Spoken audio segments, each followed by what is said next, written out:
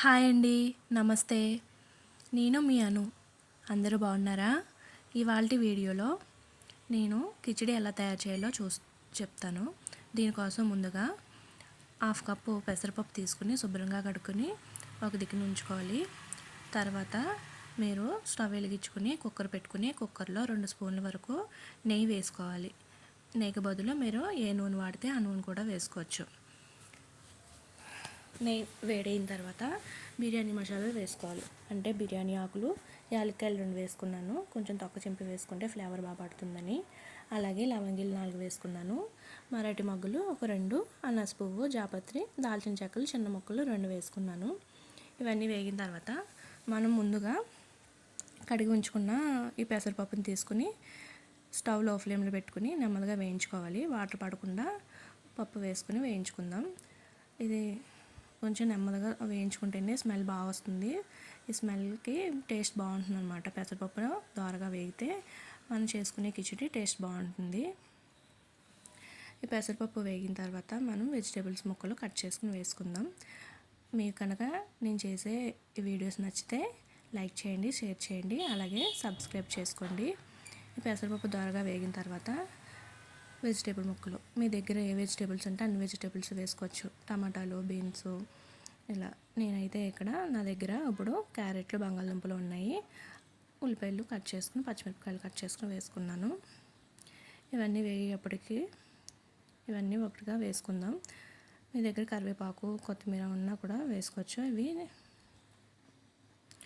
Next 2 కప్పులు బియ్యం తీసుకుని శుభ్రంగా కడుక్కొని పక్కన పెట్టుకుందాం. తర్వాత ఈలోగా మనకి వెజిటేబుల్స్ అన్నీ బాగా మగ్గిపోతాయి. ఇలా వేగిన తర్వాత నేను ఇందులో 1 స్పూను ధనియాల పొడి వేసుకున్నాను. ధనియాల పొడి వేసుకున్న తర్వాత 1/2 స్పూను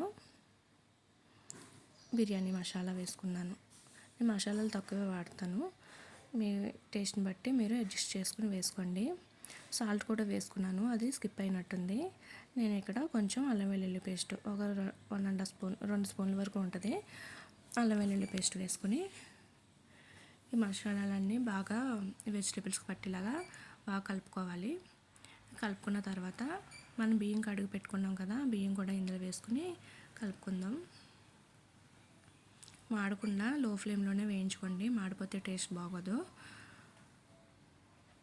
తర్వాత కడుక్కున్న బియ్యం ఇందులో వేసుకుని ఒకసారి బాగా కలుపుకోండి. ఇలా చేయడం వల్ల పొడి పొడిగా అన్నం పొడి పొడిగా వస్తుందన్నమాట. ముద్ద పడకుండా, ముద్దలా లేకుండా విడివిడిగా వస్తుంది. ఇలా వేగిన తర్వాత మనం 2 కప్పులు బియ్యం వేసుకున్నాం కదా, 2 కప్పులకి 4 కప్పుల వాటర్ తీసుకుని పక్కన స్టవ్ మీద గిన్నెలో పెట్టుకుని నేను వేడి చేసుకుంటున్నాను. నీళ్ళు వేడైన తర్వాత ఈ కుక్కర్లో వేసుకోవాలి. ఈ బియ్యం కలుపుకున్న దాంట్లో వేసుకుంటే మనకి బాగుంటుంది. ఇప్పుడు మనం టేస్ట్ చూసుకోవాలి. సాల్ట్ అది సరిపోయింది లేదా టేస్ట్ చూసుకుంటే అడ్జస్ట్ చేసుకోవచ్చు. ఇప్పుడు మనం ఏమైనా తక్కువ ఉంటే వేసుకోవచ్చు. ఇప్పుడు కుక్కర్కి విజిల్ పెట్టేసి మనం 3 విజిల్స్ వరకు రానియాలి.